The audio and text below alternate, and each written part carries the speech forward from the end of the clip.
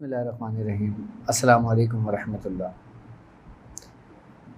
हम अपने चेहरे को कैसे साफ़ और शफाफ रख सकते हैं?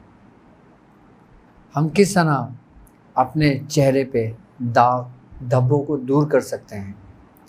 हम किस तरह जो स्किन के ऊपर पिंपल्स निकल जाते हैं उसको कैसे ख़त्म कर सकते हैं?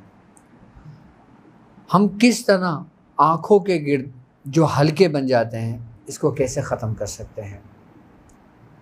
हम चेहरे को किस तरह तरोताज़ा रख सकते हैं बग़ैर केमिकल्स के, बग़ैर क्रीम के, और किस तरह हम 50 साल के अगर हों तो हमारी स्किन 20 साल की लगे? एक ऐसा फार्मूला, एक ऐसा नुस्खा आज मैं आपसे शेयर करता हूँ। आपने करना ये है कि बादाम, हुस्न यूसुफ, गोंद कतीरा, जौ का आटा,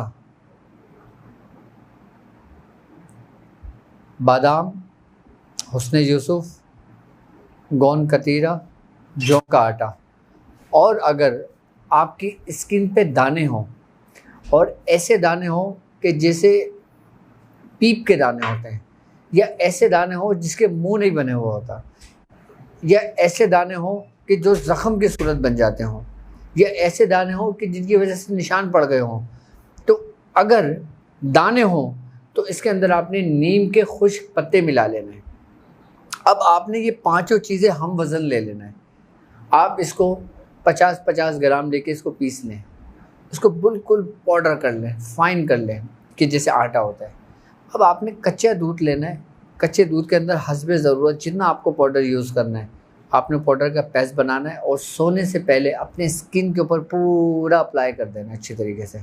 हर जगह, यहाँ पे, इस जगह पे, सारे स्किन पे पूरा अप्लाई कर देना है आपने। इसके बाद आप इसको खुश्क होने दें। आधे घंटे के बाद आपने इसको रब करना है और ठंडे पानी से आपने मुंह धोना है। चाहे सख्त सर्दी हो, चाहे सख्त गर्मी हो, आपने ठंडे पानी से मुंह धोना है।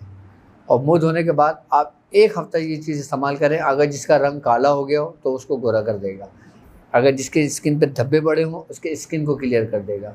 अगर कोई शख्स जल्दी बीमारी में मुब्तला हो, आप इसको इस्तेमाल करें, इंशाअल्लाह ताला हर चीज़ से आप महफूज हो जाएंगे। अस्सलामु अलैकुम वरहमतुल्लाह।